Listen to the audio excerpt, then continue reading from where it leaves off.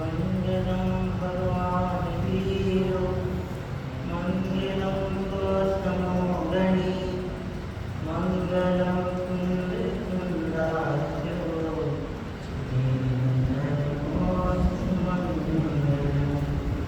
सर्वमंगलमांगल्यं सर्वकल्याणकारिकं प्रधानं सर्वधर्माणां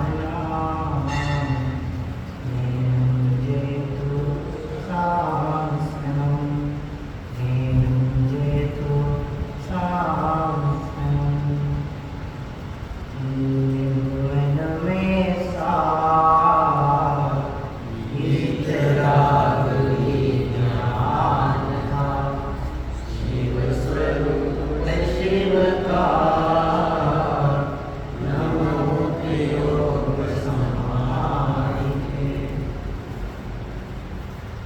श्रीमदाचार्य वेद प्रणीत योग शास्त्र ग्रंथ के आधार से बहुत ही सुंदर मार्मिक चर्चा का हम सभी ने लाभ लिया।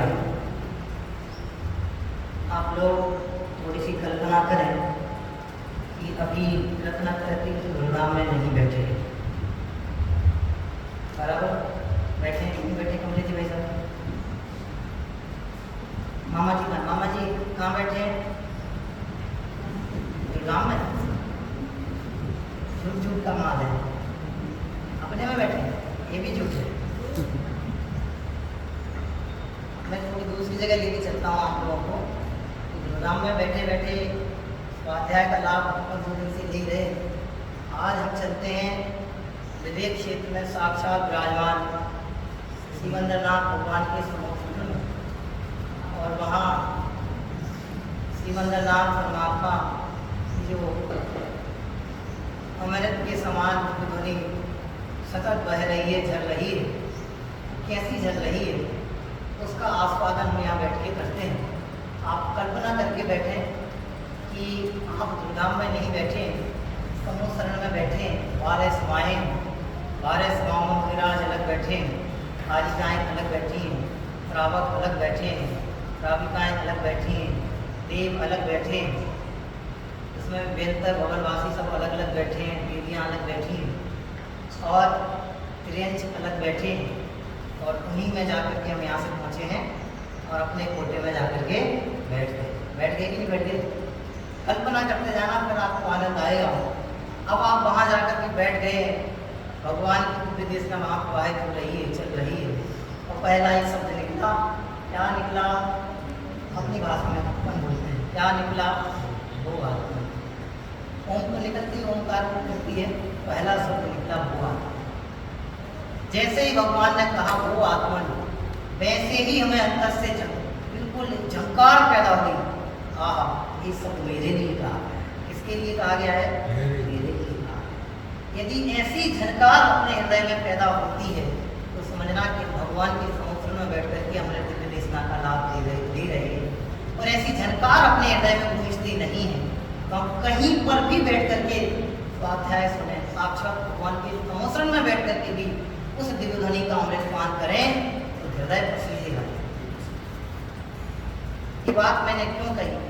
ये बात मैंने इसलिए कही कि धर्माराधना के पर्व चल रहे हैं और आज हम की श्रृंखला में प्रवेश कर चुके हैं, की सीढ़ी पर चढ़ चुके हैं।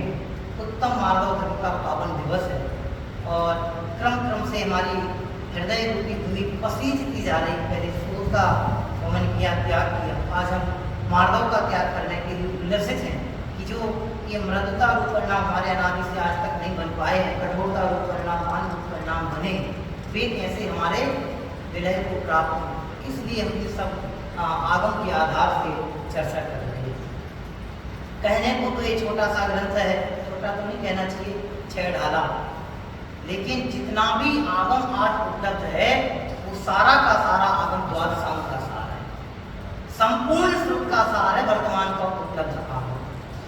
यदि हम उस संपूर्ण श्रुत का सार के रूप में इस आगम को हृदय से स्वीकार करेंगे तो हृदय पे अगाध प्रसन्नता उल्लसित होगी, अगाध वात्सल्य हमारा सबके प्रति प्रगटेगा, अगाध प्रेम अपने प्रति प्रगटेगा, जिसका संपूर्ण पुरुषार्थ यहाँ से कराया जाएगा।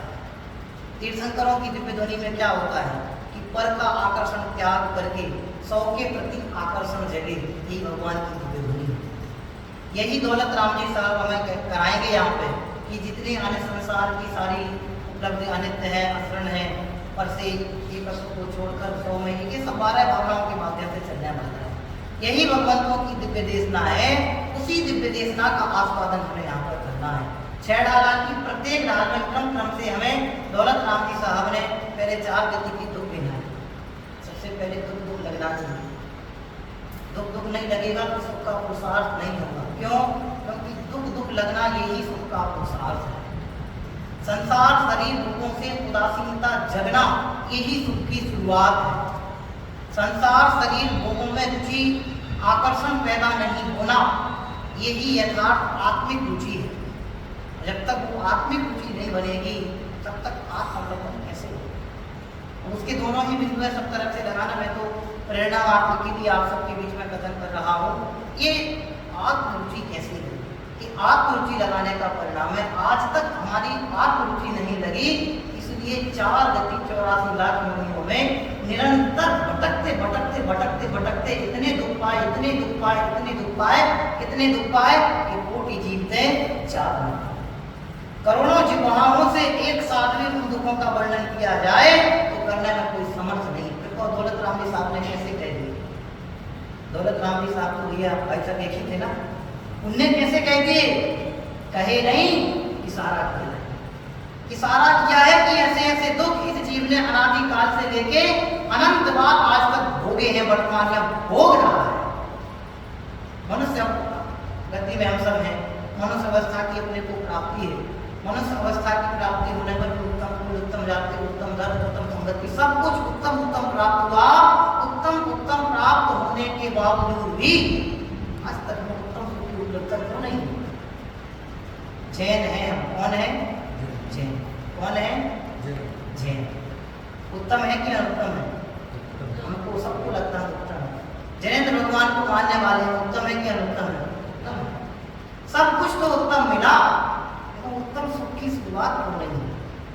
क्योंकि हमने आज तक अपने आप को सर्वोत्तम, सर्वोत्कृष्ट, सर्वश्रेष्ठ स्वीकार ही नहीं किया। उस एक श्रेष्ठ की अस्वीकृति के कारण ये 4 गति 84 लाख योनियों को तो अनंत बार भोगे हैं। कहे नहीं है, भोगे हैं। इतना अनुभव अपने को इन दुखों का है, इतना अनुभव अपने को इन दुखों का है, इतना प्रगाढ़ अनुभव अपने को इन दुखों का है कि आज भी वर्तमान में हमें दुख नहीं लगते। ये हमारे दुखों का अनुभव होता है। व्यापार में अच्छा सक्सेस जो होता है, क्या बोलते हैं, ये ऐसे बाल सफेद नहीं हो गए कि 55 साल की अनुभव का कमाल है, 50 साल के अनुभव का कमाल है। ऐसे यहाँ समझना, दुख नहीं लग रहा, ये अनादि काल से लेके आज तक दुखों को भोगने के अनुभव का कमाल है कि आज भी हमें दुख नहीं लग रहा है। यदि दुख लगने लग जाए तो फिर दुख रहेगा। उस दुख को बताने के बाद फिर उन दुखों के कारण बताए। क्या कारण गिनाए? क्या कारण पढ़ते भाभी जी को? मिथ्या दर्शन, मिथ्या ज्ञान, मिथ्याचारित्र, ये हमारे दुखों का। अब एक कारण भी ऐसे गिना देते जो अपने को दिखाई नहीं देते, लेकिन प्रति समय मिथ्या दर्शन है कि नहीं है? वो परिभाषाएं मैं लंबी चौड़ी नहीं करूंगा, सबको ज्ञान में है, और मैं तो सीधे हिंट्स करके वो कहता जाता हूँ। मिथ्या दर्शन है कि नहीं है? मिथ्या ज्ञान है कि नहीं है? मिथ्याचारित्र है कि नहीं है? है। क्यों है? इस बात की गारंटी है। क्यों है? क्योंकि वर्तमान में हम दुखी हैं, वर्तमान में हम संसार में, वर्तमान में हम निरंतर कैसे हैं? विषयाभिलाषाओं, काम, भोग, बंधन की कथाओं में रंजायमान है। हमारा उपयोग प्रति समय उस ही तरफ कैसा हो रहा है? आकर्षित हो रहा है। ये इन सब बातों का प्रतीक है। लेकिन ये सारे कारण उपलब्ध होने के बावजूद भी एक अत्यंताभाव की दीवार खड़ी हुई है। एक असंभव लक्षणाभास का हमें वरदान प्राप्त है। क्या वरदान प्राप्त है? ये सारे होते हुए भी तुझमें किंचित मात्र भी प्रविष्ट नहीं है, इसलिए तू वर्तमान में मिथ्या दर्शन ज्ञान चारित्र सहित होता हुआ भी स्वभाव से दुखी है। ये तेरी गारंटी है, ये तेरी सामर्थ्य है, ये तेरा यथार्थ, यथेष्ट, वास्तविक स्वरूप है। ये उसको ले जाने के लिए उन्होंने ये दुख के मिथ्या दर्शन, मिथ्या ज्ञान, मिथ्याचार तुम्हारे दुख के कारण है। फिर इसमें ग्रहित अग्रहित सब कुछ गिनाया। फिर तीसरी रात पे हमें ले गए, दुखी था, दुख भोग रहा था, तब क्या चाहिए इसके लिए? सारा पुरुषार्थ इसके लिए होता है, सारा पुरुषार्थ सुख के लिए होता है। सुबह से उठना, नहाना, धोना, खाना पीना, चलना फिरना, घूमना, दवाई लेना, हॉस्पिटल आना जाना, डॉक्टर, मेडिकल, ये सब कहे के लिए कि मैं दुखी नहीं होता, मैं किंचित मात्र भी दुखों को प्राप्त नहीं हो जाऊं। सारा का सारा पुरुषार्थ इस जीव का सुख की प्राप्ति के लिए है। तो उन्होंने कह दिया कि जहाँ दुख सुख खोजता है वहाँ सुख नहीं है। ये सारे के सारे दुख के द्वार हैं, दुख के सोपान हैं। आज तक इन्हीं की ओर आकर्षित रहा, इसलिए तो आज तक इनसे छूटा नहीं। फिर दुख का वास्तविक कारण जो गिना करके दुख से छूटने का वास्तविक उपाय गिना। दुख के कारण उन्होंने ये नहीं गिनाया तो भैया संयोगों की उपलब्धता नहीं है, संपत्ति, ये दुख के कारण नहीं गिनाए। एक आंख नहीं है, एक कान नहीं है, एक हाथ नहीं है, ये दुख के कारण नहीं गिनाए। खाने को 2 वक्त की रोटी नहीं मिल रही, ये दुख के कारण नहीं गिनाए। दुख के कारण जैसे गिनाए थे मिथ्या दर्शन, मिथ्या ज्ञान, मिथ्या चारित्र, इसी के विपरीत वास्तविक सुख के कारण गिनाए कि सम्यक दर्शन, सम्यक ज्ञान, सम्यक चारित्र, ये सुख के कारण है। हमें इस वास्तविक सुख को प्राप्त करना है तो सुख के कारण जो है उसकी ओर अपना पूरा पुरुषार्थ क्या करना पड़ेगा? उभारना पड़ेगा। यहाँ आप कल्पना करो आग लग जाए, बहुत अच्छे से स्वाद आग लग जाए और 2 बाल्टी पानी, कितना पानी? 3 मान लो, 3 बाल्टी पानी, 1 बाल्टी मुकेश भैया के पास है, 1 कमलेश भैया के पास है, 1 विनोद भैया के पास है। अब बताओ कौन? और गारंटी है कि जिनके पास बाल्टी होगी वे ही उस आग से बचेंगे, बाकी कोई आग से नहीं बचेगा। अब आपसे मेरा प्रश्न है कि आप क्या करेंगे? आप ये करेंगे कि मुकेश भैया के पास बाल्टी है तो मुकेश भैया अपने आप को बचाएं, भैया ठीक है हम आपको बचाने की अनुमोदना करते हैं, अनुमोदना अनुमोदना, ऐसा करेंगे? फिर क्या करेंगे? हम जैसे बनेंगे तैसे उस बाल्टी को अपनी ओर खींचने का पुरुषार्थ करेंगे, लड़ जाएंगे लेकिन बाल्टी अपनी ओर लाने का प्रयास करेंगे। क्यों? क्योंकि उस लगी हुई आग से हमें क्या करना है? बचना है। अब जीवन मौत का प्रसंग है, पूरा का पूरा प्रसंग कहता है जीवन और मौत का है। एक बाल्टी पे जीवन और मृत्यु रुकी है। अब निर्णय अपने को करना है बाल्टी लानी कहाँ से। तो सम्यक दर्शन रूपी बाल्टी यदि अपने को चाहिए तो क्या करना पड़ेगा? बहुत थोड़ा सा कठोर बोल दिया मैंने, अच्छा सब नहीं लगता, लड़ करके आगे आना पड़ेगा। मौत को हथेली पे रख के आगे आना पड़ेगा, तब जाके तो सम्यक दर्शन प्राप्त होगा। हर किसी की बस की बात नहीं है सम्यक दर्शन प्राप्त कर ले। अब विपरीत नहीं लेना, सबके बस की बात होती तो संसार में आनंद जीवन सब लोग इस मार्ग में लगे होते, लेकिन दृढ़ों के लिए मार्ग प्राप्त होता है। भले सुगम है लेकिन इतना भी सुगम नहीं है कि हर किसी को प्राप्त हो जाए, इतना भी सुगम नहीं है कि हर किसी के समझ में आ जाए। थोड़ी सी विपरीत व्याख्या लग सकती है लेकिन कुठाराघात होना चाहिए। अपने को उत्तम अवसर, उत्तम संगति, उत्तम देश, उत्तम काल, उत्तम अवसर, उत्तम लोग, उत्तम सानिध्य, सब कुछ उत्तम उत्तम प्राप्त हुआ है। अब हमें उस उत्तम बाल्टी को प्राप्त करना है जिससे हमारे भगवान की यात्रा विराम को प्राप्त हो जाए। इसलिए यहाँ पे तीसरी ढाल में वो सम्यक दर्शन ज्ञान चारित्र सुख के सोपान गिना दिए। अब उन सुख के सोपानों को यदि प्राप्त करना है तो क्या करना पड़ेगा? फिर तो थोड़े से और आगे बढ़े, चौथी ढाल की ओर ले गए, सम्यक ज्ञान का स्वरूप बताया और वेद प्रवेद बताए।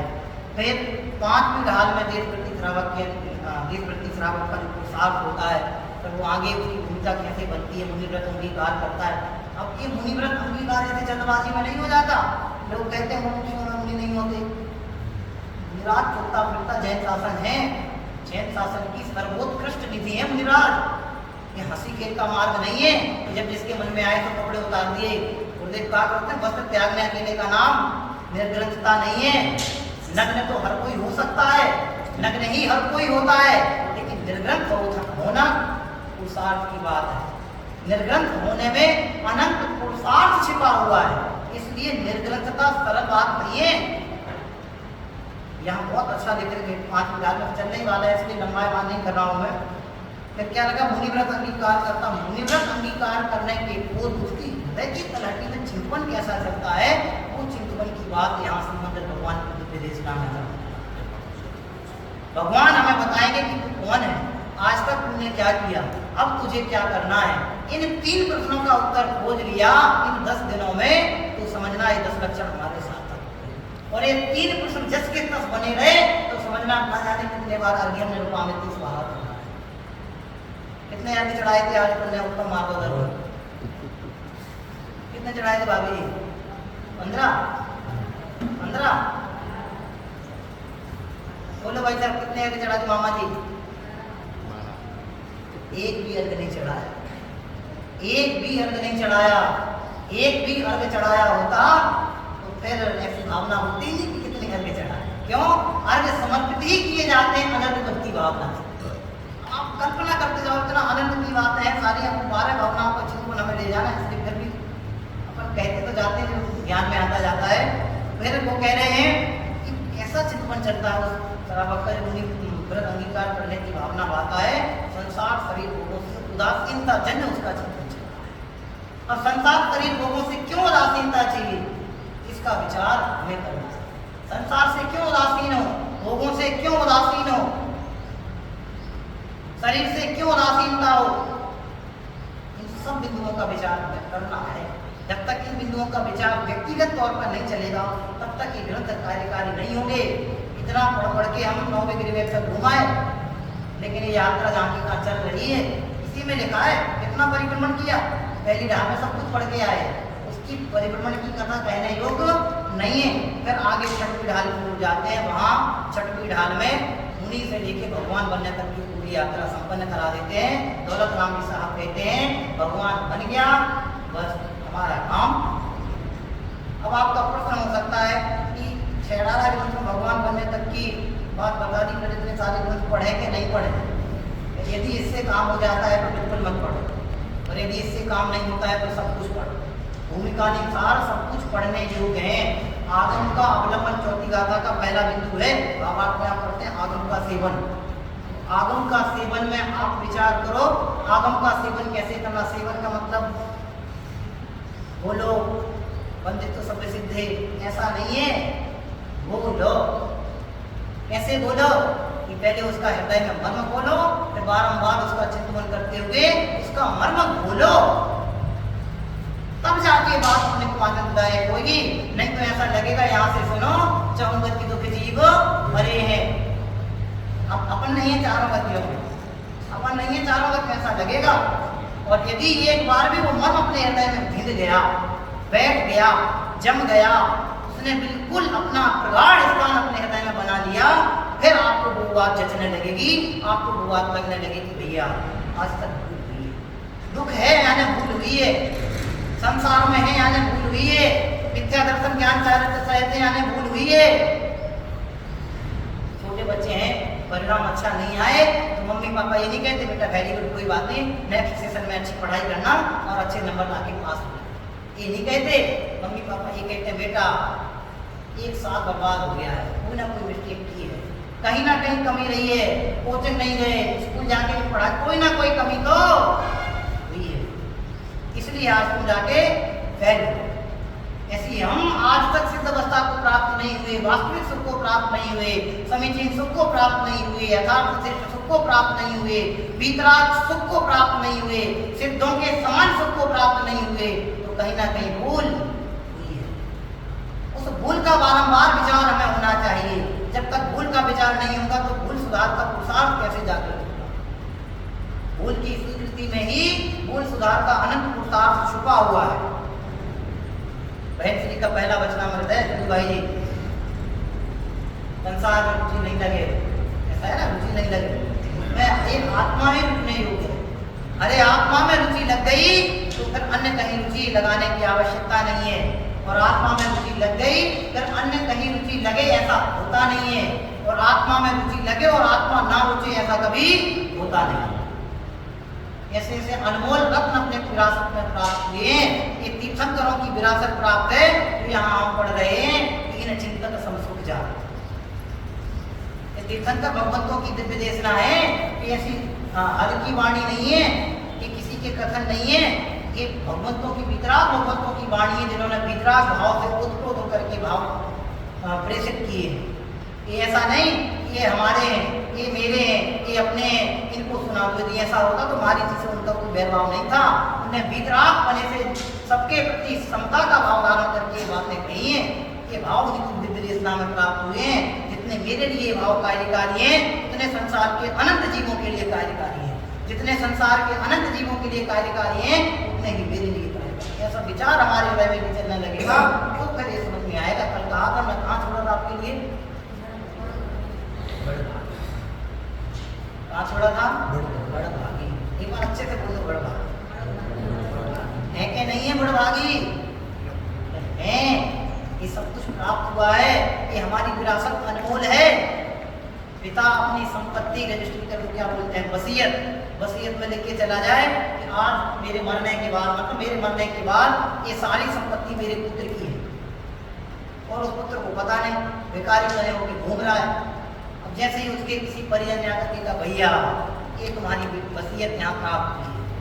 अब जैसे ही उसको अपनी वसीयत प्राप्त हुई, उसने देखा, अवलोकन किया, अवलोकन करते उसका मन उसके ज्ञान में आ गया। बापू जी सब कुछ उस समय मरने के पूर्व मेरे नाम करके, अपनी भाषा में बोल दो, स्वर्ग सिधार गए, धन्यवाद, थैंक यू। क्यों? उसको मन में ख्याल में आ गया बापू जी सब कुछ मेरे नाम करके गए। ऐसे जिस दिन हमें ख्याल में आ गया कि तीर्थंकरों की दिव्य देशना की वसीयत मेरे नाम की है, अन्य किसी के नाम की नहीं है, तो आप समझना ये वसीयत आपके लिए कार्यकारी साबित हो जाएगी। और ये वसीयत ऐसे लगेगी कि तो किसी और की बात, मौलाना साहब ने क्या देखा है, जैसे किसी और की ही बातें कर रहा हूँ, ऐसा लगेगा तो फिर ये वसीयत अपने लिए कार्यकारी नहीं रहेगी। ये वसीयत अपने लिए उपयोगी लगनी चाहिए। ये वसीयतनामा मेरे लिए है। ये संपूर्ण वसीयतनामा समय जी आदि 84 पावन ग्रंथों की वसीयत किसके लिए लिखी गई है? ये वसीयत सिर्फ और सिर्फ मेरे लिए लिखी गई है। ये मेरी वसीयत है। जब ऐसा निर्णय आएगा तब जाके अपने ज्ञान में आएगा उन्हीं सकल वृत्ति अंतिम जो शब्द पड़ा बढ़ रहा। फिर इसके बाद दूसरा पद इसमें लिखा है भव भोगनते, क्या लिखा है? भव भोगनते। अब बैरागी का मतलब ये होता है बड़े बड़े बाल रख लो, जटाएं रख लो, लंबी लंबी मूंछ, लंबी लंबी दाढ़ी, एक पीला दुपट्टा जो जैसे सुबह से मैं ये सही उड़ के आता हूँ, ऐसा एक नीचे भी पहन लो, आ जाओ, एक हाथ में माला ले लो, एक फूल ले लो, बैरागी लाओ भिक्षाम भी, हम तो भिक्षा ये बैरागी। इसका नाम बैरागी नहीं है। इसको बुद्धि की पुस्तकों में आपने सुना होगा कि रुंधी हुई कसाय। क्या है? रुंधी हुई कसाय है। घर में कोई विवाद हो गया, घर छोड़ के चले गए, रुंधी हुई कसाय है। पत्नी से तलाक हो गया, दीक्षा लेके चले गए, रुंधी हुई कसाय है। इसका नाम बैराग नहीं है। गुस्से से घर छोड़ देने का नाम बैराग नहीं है। घर में खाने पीने की व्यवस्था नहीं हो, हमको दीक्षा देके बाद 3 तो 5 9 तो 11 करके, इसका नाम बैराग नहीं है। अच्छे अच्छे प्रवचनों का देने का नाम बैराग नहीं है। बड़े बड़े आश्रम में बैठ करके, बहुत कह रहा हूँ, लंबी बात है, विचार करना इन सब बातों का। कोने में जाके एकांत में बैठ करके माला लेके जपने का नाम बैराग नहीं है। बैराग किस चिड़िया का नाम? अरे वो बैराग आज तक उत्पन्न ही नहीं हुआ। बहुत अच्छे हैं, संसार सभी भोगों से उदासीनता, इसका नाम बैराग है। इस अध्याय का नाम क्या है? जो हमें आत्मसम्मुख कराए। ये सब बिंदु अपने ज्ञान में जब तक नहीं आएंगे तब तक उसका रस परिपाक नहीं होगा। आज भोजन में गुलाब जामुन बने हैं। अब मैं आपको गुलाब जामुन की यहाँ से महिमा बता रहा हूँ कि ऐसे ऐसे बने हैं, लेकिन उसकी एक शर्त है। क्या शर्त है? उसकी शर्त ये है जो आज का गुलाब जामुन खाएगा वो 100% सच सच ही बोलेगा, एक भी बात झूठ नहीं बोलेगा। मतलब दिन में उसके जितने वचन निकलेंगे वे सब कुछ सही सही निकलेंगे। फिर आपका बैराग पता चलेगा बैराग कैसा है। क्योंकि रसगुल्ला आप खाओगे फिर वो आप सच बोलोगे, फिर आपका पता चलेगा। काय को 2-2 प्रवचन सुनाते हो, काय को 3 घंटे विधान कराते हो, ऐसा बैराग पूरी चाहिए। एक ही प्रवचन तो काफी है, एक ही स्वाध्याय तो काफी है। चिंतन के लिए भी तो थोड़ा समय मिलना चाहिए। हम चिंतन कब करेंगे? भगवान की बोलो दादी जी, बुआ जी, कौन से भगवान अच्छे हैं? सिमंदरनाथ भगवान, शांतिनाथ भगवान, आदिनाथ भगवान, ऊपर बैठे बड़े महावीर भगवान। बोलो, कोई अच्छे नहीं? बोलो भाभी जी, आप ही बोलो, सब भगवान अच्छे हैं? बोलो भाई सब, कौन से भगवान अच्छे हैं? 24 ही अच्छे हैं। भाभी बोले कोई से भगवान अच्छे नहीं, मेरी भगवान अच्छे। विचार करना है बैठ करके भगवान आप अच्छे हो के नहीं। अरे ये अच्छे तो जब होंगे जब हम अपने आप को अच्छा मानेंगे। बहुत गहराई से विचार करना, इसलिए यहाँ लिखा वैराग्य किसका नाम।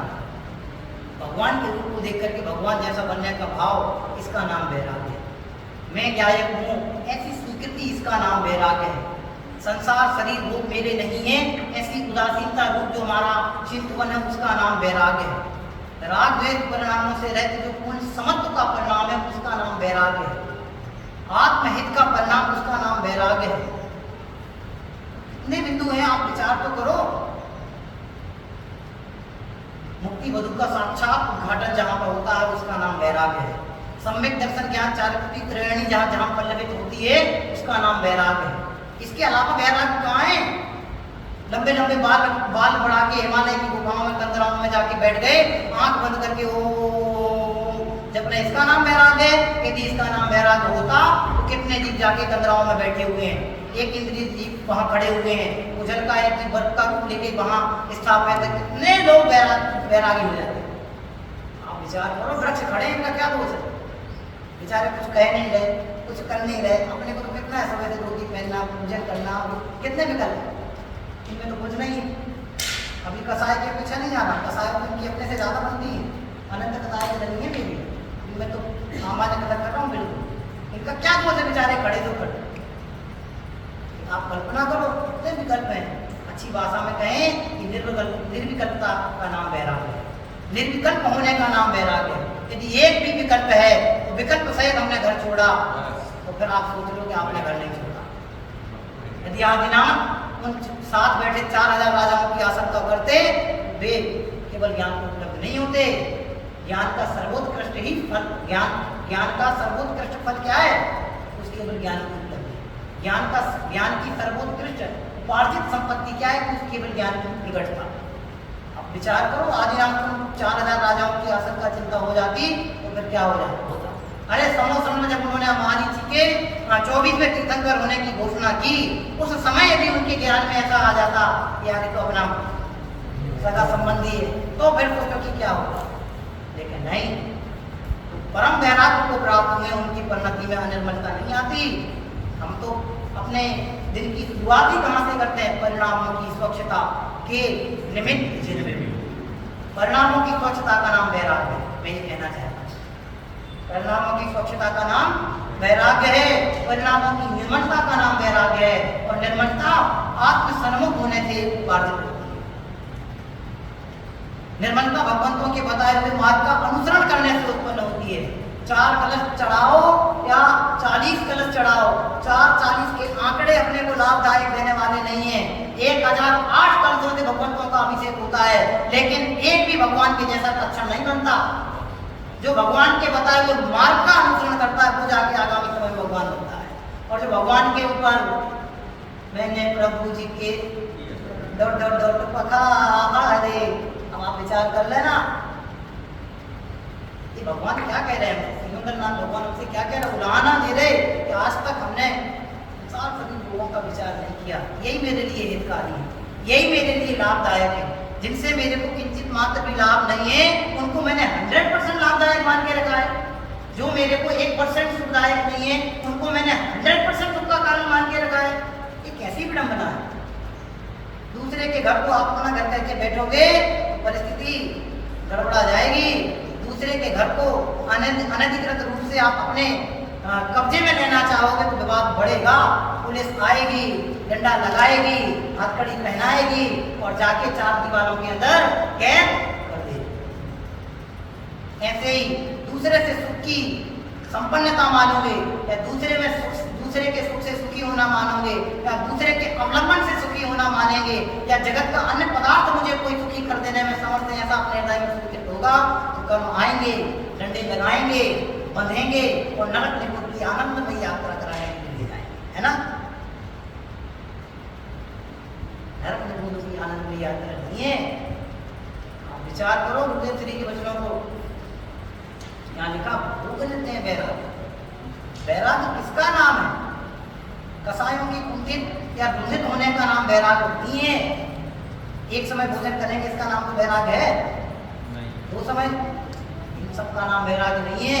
तो सर्व बाह्य क्रियाकलाप है, इनसे तो जितनी स्वयं को संतुष्टि हो उतनी ठीक समझना, नहीं तो ऐसा समझना कि अपना पढ़ते हैं हम सारे तब भाई तक पढ़ाएंगे अपने को इसमें उत्तम तब के फिर पता चलेगा कौन किससे महान है। आप कल्पना, इन सब का नाम वैराग्य नहीं है। फिर वैराग्य हो ये करें, ये होते हैं कि जो वैरागी होते हैं वो करते हैं, तब भी देखने में आता है, उपवास भी देखने में आता है। एक टाइम तो निराज आहार लेते ही हैं, श्रावक भी एक टाइम आहार लेते हैं, एकासन करते हैं, तो सब इनका नाम वैराग्य नहीं है। फिर काय को करते हैं? मतलब सारा चरणानी ग्रहण कर दिया, चरणानी ग्रहण नहीं किया। यदि हमारी भूमिका उस जाति की उत्कृष्ट होगी, एक पलेंगे, एक सहज पलेंगे, करने नहीं पड़ेंगे। इसलिए जैन शासन हमारा कहा जाता है ना, कैसा कहा जाता है? सहज मार्ग। यदि हमारी भूमिका उत्कृष्ट हो गई तो भूमिका अनुसार सहज परिवर्तन स्वयं बनेगा। वहाँ एकासन करना नहीं पड़ेगा, वहाँ एकासन करने की व्यवस्थाएं बनानी नहीं पड़ेगी, वहाँ एकासन करने का विकल्प पालना नहीं पड़ेगा, वहाँ उपवास करने का विकल्प अपने को एक दिन पहले से बना के नहीं रखना पड़ेगा। वहाँ उपवास स्वयं होगा, करना नहीं पड़ेगा। यदि वास्तव में वैराग्य हमारे हृदय में है, वैराग्य के बीज यदि हमारे हृदय में अंकुरित है, तो ये वैराग्य की भूमि में ही बारह भावनाओं का चिंतन पनपेगा, कह देगा, बारंबार चलेगा। इसमें लिखा है, सकल वृत्ति बड़ भागी, बहु भोग नित्य वैरागी, वैराग्य उपावन माही, चिंते अनुप्रेक्षा भारी। दो शब्द लिखे, मुझे दो ही पढ़ाने थे आपसे, इतनी लंबी बात मैंने आपसे कह दी। माई और भाई। माई मतलब होता है माँ। इस धरती में सर्वोत्कृष्ट यदि कुछ है वो है सिर्फ माँ। लौकिक दृष्टि से तो कहें तो जन्मदात्री माँ सर्वोत्कृष्ट है, और इस धर्म दृष्टि से कहें तो ये जन्मानी माँ ही सर्वोत्कृष्ट है। ये दो माँ यदि नहीं हो, आप कल्पना करो ये सारा संसार आपको शून्य दिखाई और शिथिल दिखाई पड़ेगा। जन्मदात्री माँ जन्म दे करके अपने को उत्कृत करती है, और जन्मवाणी माँ अपना जन्म संभाल करके अपने को उत्कृत कर रही है। दोनों ही माँ का अपने जीवन में बहुत उत्कृष्ट योगदान है। लिखा उपावन माई, फिर लिखा भाई। भाई शब्द का अर्थ कितना अच्छा है। दौलत राम जी साहब संबोधन करके लिख रहे, वहाँ अमृतचंद महाराज ने क्या लिखा है? समय जी की कलश में 134वें नंबर की कलश में, अंधे जगत के प्राणियों, लिखा है 134 निर्जरा की कार्य कलश है, उसमें लिखा है, ऐसे लिखा है, हे अंग्रेज अंधा का, नहीं लिखा है अभक्त, पापी, मूढ़, दुष्ट, ऐसे शब्द लिखे, उड़ाने दिए। कितना अच्छा शब्द लिखा भाई। आपसे कोई कहे भैया कोई बात नहीं, अपन भूल भटक के आ गए, अपने आप को भूला बिसरा आदमी आ जाए, तो बाहर शीतल भैया खड़े हों, वहाँ देखते हुए सब शीतल भैया कहाँ से आए भाई? सब 10 लक्ष्य के कब चला भी जैन है। अच्छा जैन हो, दर्शन करो, नहाओ, स्नान करो, भक्ति करो, भोजन भी यही करना। अब उसके हृदय से पूछो उसके हृदय में कितनी प्रसन्नता और कितना भगवान आपके प्रति उत्पन्न हो जाए। एक सर्वोत्कृष्ट संबोधन के कारण भाई। अब दौलत राम जी साहब ने भी हम सबसे क्या कहा? भाई। भैया आज तक जो कुछ हुआ, आज तक चिंतन नहीं किया, कोई बात नहीं। आज तक वैराग्य में परिणाम नहीं बने, कोई बात नहीं। आज तक अपने भाग्य की सराहना हमसे नहीं हुई, कोई बात नहीं। आज तक संसार शरीर भोगों से उदासीनता नहीं हो पाई, कोई बात नहीं। आज तक मैं कौन हूं इसका परिज्ञान नहीं हो पाया, कोई बात नहीं। भाई घबराओ मत, चिंता छोड़ो, चिंतन करो। क्या चिंतन करो? मैं तो महान सौभाग्यशाली हूँ। चिंते अनुप्रेक्षा, बार बार इनका चिंतन करो। अनुप्रेक्षा, अनुप्रेक्षा, बार बार चिंतन करना। इनका जो आगे आने वाली 12 भावनाएं हैं, उन 12 भावनाओं का चिंतन करना। अब मेरा प्रश्न है, 12 का करना कि आगे पीछे का आपका हो जाए तो चल जाएगा? बोलो। कमरे से आप बैठो, आप दो दुपट्टा बैठे हो, आज कल तो हमारे बीच भैया बैठे थे, मुझसे पूछ लेता हूँ आज आप पढ़ गए हो। बोलो 12 का करना कि एक दो से काम चल जाएगा? एक दो से चल जाएगा। चंदू भाई जी इनका एक दो से चल जाएगा, अपना एक से चल जाएगा। अरे अपना सब 12 तो गिनाए हैं, इन सबका पूरा निचोड़ यदि निकालेंगे तो एक ही निकलने वाला है। इसलिए हमें 12 का नहीं, उन 12 के आधार से उस एक तत्व का चिंतन करना है जो उन 12 में समाये थे, जिसकी बारंबार प्रेरणा उस 12 भावनाओं के अंतर्गत दिखाई दी। उस एक के चिंतन में सबके उसमें समय सार जी की गाथा में जो एक की चिंता करे, जो एक को उपलब्ध है उसे अन्य किसी की उपलब्धता की आवश्यकता नहीं है, और जो सबको चाहे और एक को नहीं चाहे तो उसके है ना पूरी गाथा है। अब एक का चिंतन अपना चल जाएगा तो 12 का चिंतन करने की आवश्यकता नहीं पड़ेगी, और हम सोचेंगे आत्मा में 12 भावनाओं का चिंतन करना है, उन्हीं सकल वृत्ति बड़ भागी बहुत ओपन थे बैरागी बैरागी बात ऐसे करते रहे तो होगी रामायण। आप समझना बहुत गहराई की बात बोल रहा हूँ मैं, मेरी शैली थोड़ी सी ऐसी कि मैं बड़ी बड़ी बातें भी छोटी छोटी तरीके से कह देता हूँ आप लोगों के लिए, लेकिन आप विचार करो, गहराई से सोचो इस चीज के लिए। शब्द लिखा वृत्ति, वृत्ति शब्द का भी मैं थोड़ा सा आपसे कह देता हूँ। वृत्ति का मतलब क्या होता है? अष्टमी, चतुर्दशी, दशलक्षण, अष्टानिका, रत्नात्रय, सुगंध रश्मि, और क्या होता है 16 कारण। इन सबको करने का नाम वृत्ति है, इसका नाम वृत्ति बना है। वृत्ति का सबसे अच्छा बिल्कुल सरल अक्षर अपन सबके लिए कार्यकारी है वो वृत्ति माने मर्यादा। वृत्ति माने मर्यादा, मर्यादाओं का पालन करना इसका नाम है। जो जिस भूमिका में है उस भूमिका के अनुसार प्रवर्तन करना इसका नाम है। हमारी जैसी भूमिका है अपनी भूमिका के अनुसार प्रवर्तन करेंगे, इसके अलावा अनैतिक अनाचार प्रवर्तन नहीं करेंगे, इसका नाम है। हम श्रावक की भूमिका में हैं तो हम श्रावकोचित धर्म का परिपालन करेंगे, इसका नाम है। हम श्रमण हैं तो श्रमण के युक्त हमारी जो भूमिका है उसका अनुपालन करेंगे, इसका नाम है। आप विचार करो, सीता सती का उदाहरण ले लो।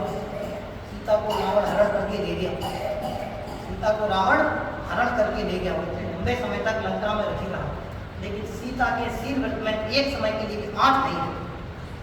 वैदिक ऊपर देखते रामायण, एक तो कभी बहुत लंबा चौड़ा मोटा है, उसके पास बेचारे को नहीं कहना चाहिए, महाशक्ति सीता के पास एक छोटा सा तिनका, उनके हिसाब से उस तिनके का अवलंबन लेकर के उसने क्या कहा, हे दुष्ट रावण, मेरा ये रक्षक भाई वहां खड़ा है, आप मेरे को स्पर्श तक नहीं कर सकते। अब मेरा आपसे कथन तिनका सीता की रक्षा कर पाए? बोलो काकी जी, तिनके ने सीता की सिंधर्म की रक्षा की? अरे नहीं, सीता की जो मर्यादित भावना थी, सीता की जो मर्यादा थी, सीता की स्वयं की जो एक निजी सीमा थी, उस सीमा के कारण वह हमेशा हमेशा के लिए सुरक्षित रही, जंगल में रही, लंका में रही, कभी अपने सिख धर्म से छूट नहीं। मर्यादाओं की उल्लंघन ना होने का नाम है। आप देखो, एक छोटी सी मर्यादा का उल्लंघन होने के कारण महाभारत खड़ी हो गई थी। कौन सी मर्यादा उल्लंघन हो गई? उनके हिसाब से द्रौपदी ने सिर्फ एक ही कथन कहा था, क्या कहा था? अंधे के अंधे ही होते हैं। एक छोटी सी ये भाषा समिति में उसका कंट्रोल नहीं हो पाता है, वचनों को उसकी कंट्रोल नहीं हो पाया था। इस अमर्यादा के कारण इतना बड़ा भवंजन खड़ा हुआ था। 1 लाख श्लोक है उसमें, इसमें महाभारत में 1 लाख श्लोक है, इतना विशाल ग्रंथ उनके हिसाब से लिखा है। आप कल्पना करो अमर्यादाओं के उल्लंघन से कितना बड़ा कष्टों का सामना करें। आप देखो, सेठ सुदर्शन सूली पे चढ़ा दिए गए, सूली पे चढ़ा दिए गए, लेकिन इस सीमा में सीमित होकर आनंद का पान बिल्कुल भी स्खलित नहीं हुए। आप विचार करो कैसे व्रतों का पालन होता है।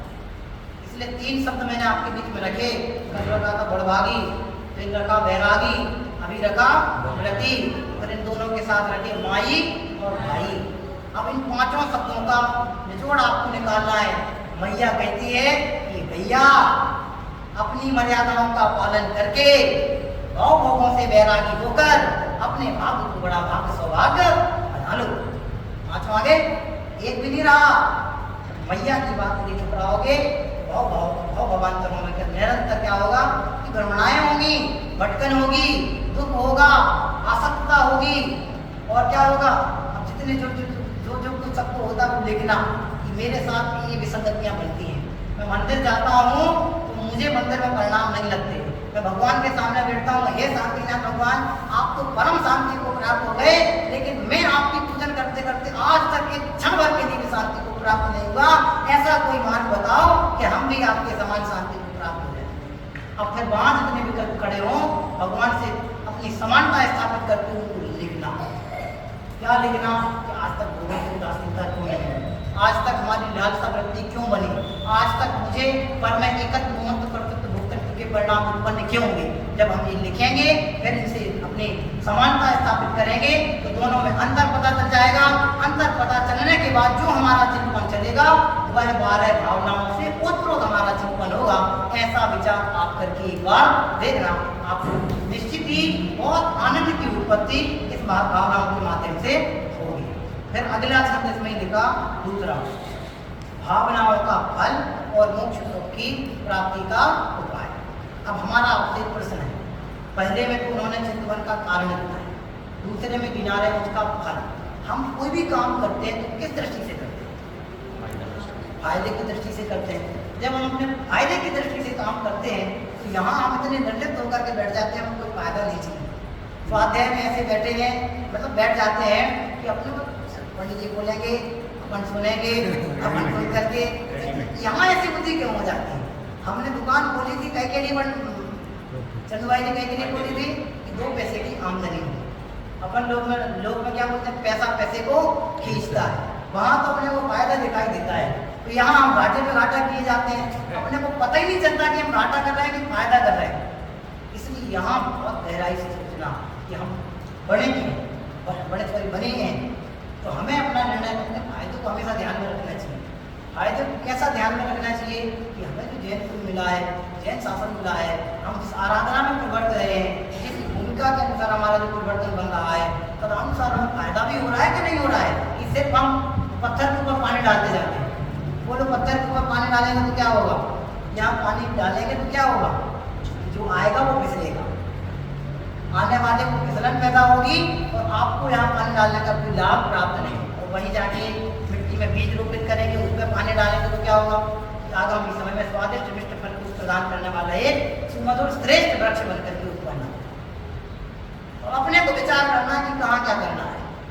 यहाँ जो फल की बात लिखी है, हम जो चिंतन करेंगे, जो चिंतन दौलत नामी साहब हमें बारंबार कराएंगे, उस चिंतन के आधार से हमें एक फल की प्राप्ति होगी कि नहीं होगी, वो क्या होगी वो यहाँ पे गिना है।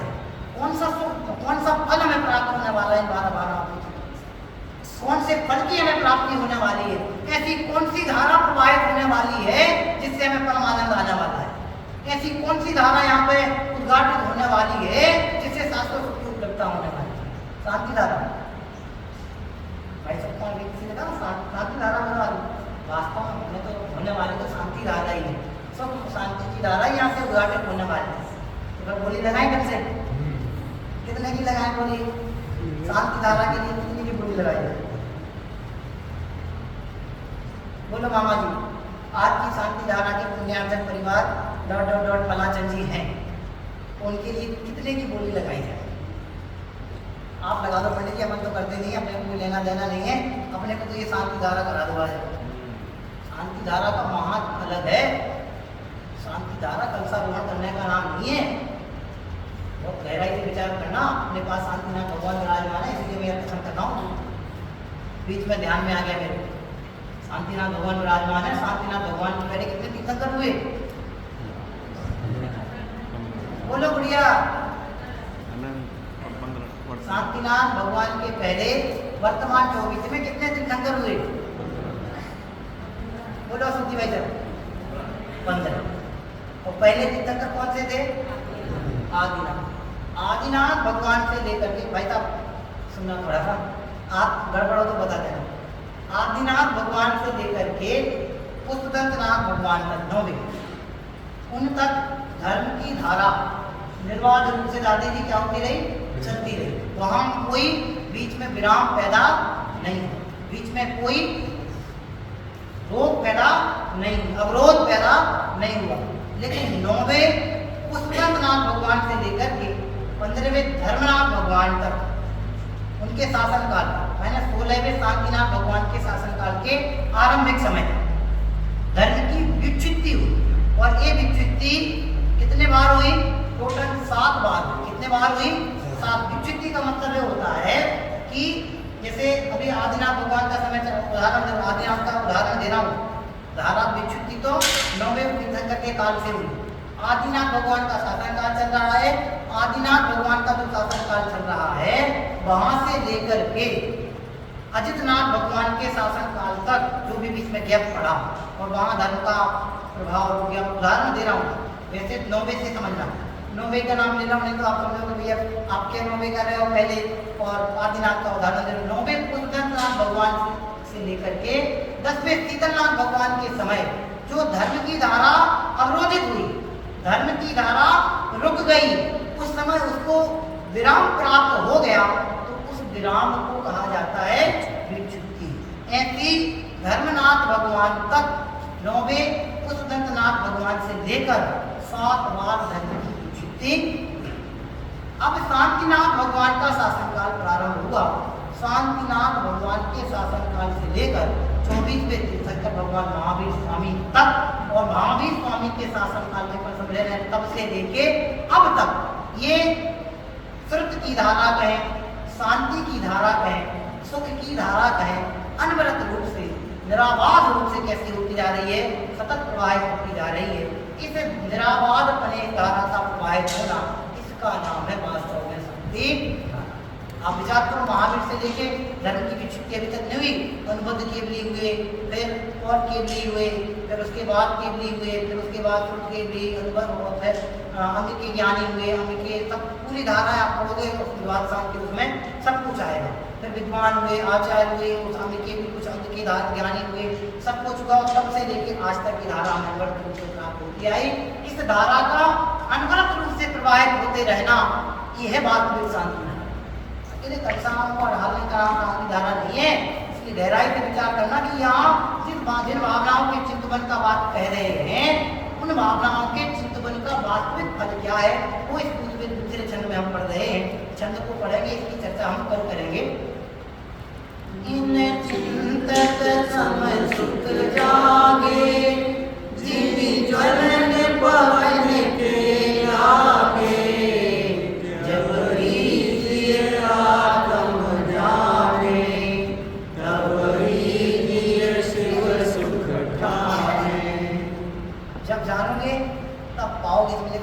जब ही ये आत्म जाने तब ही ये सुख सुख ठाने।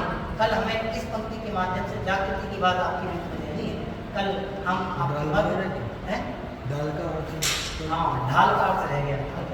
ढाल का मतलब कुछ सरल सादी शब्दों में कहें, सुरक्षा कवच, सुरक्षा का साधन। जैसे युद्ध में शत्रु पक्ष से बचने के लिए हम क्या करते हैं, ढाल का प्रयोग करते हैं, संरक्षित हो जाते हैं। उसी तरह से संसार सभी भोगों से, 4 गति 84 लाख योनियों के दुख से बचने के लिए जो हमारे लिए अवलंबन है, जो हमारे लिए साधन है, वो हमारे लिए ढाल है। ये 6 ढाला इसका नाम क्यों हुआ, इसके नाम की सार्थकता इतनी है, ये 6 ढालाएँ हमें संसार शरीर के समस्त प्रकार के दुखों से बचाने में सहायक है, साधन के रूप में। इसलिए इनको ढाल शब्द देकर के यहाँ पर किया है। इसका विस्तृत इसमें लिखा हुआ है प्रस्तावना में, आपको उसको पढ़ लेंगे। वैसे सबने पढ़ा हुआ है, लेकिन ढाल मतलब सुरक्षा का साधन, ऐसा अपने को ध्यान में लेकर के निर्णय करना है। ये 6 ढालाएँ हैं, सॉरी 6 ढालाएँ हैं। इन 6 ढालों में जो 5वीं ढाल है, वह 5वीं ढाल हमारे चिंतन में एक प्रगाढ़ता लेकर के आए, नवीनता लेकर के आए, हमारे परिणामों में एक परम शांति की ओर कैसे हमारा पुरुषार्थ उल्लसित हो, इसका पुरुषार्थ हमारा बने। इस दृष्टि से इन 12 भावनाओं का चिंतन हमें इस ढाल के माध्यम से करना है, और अपने परिणामों में कैसे नम्रता बने, कैसे हम इन 12 भावनाओं का अनुचिंतन करते हुए परम यथेष्ट वास्तविक सुख को प्राप्त करने के लिए उल्लसित हो, अग्रसर हो, ऐसी भावना पर विचार करते हुए हमें इन भावनाओं को पढ़ना है। हम आगामी समय में इन भावनाओं का क्रमिक चिंतन करते हुए आगे बढ़ेंगे। अभी इनका आप लोग पढ़ के आए, और जब ही जिए तब ही जिए, ये क्या चीज़ है, इसमें क्या छुपा हुआ है, इसको आपको सोच के आना है। जिए का मतलब क्या है, जब ही का मतलब क्या है, तब ही का मतलब क्या है, इस पर चर्चा हम कर लेंगे। तब तक के लिए विराम। ओम नमः शिवाय।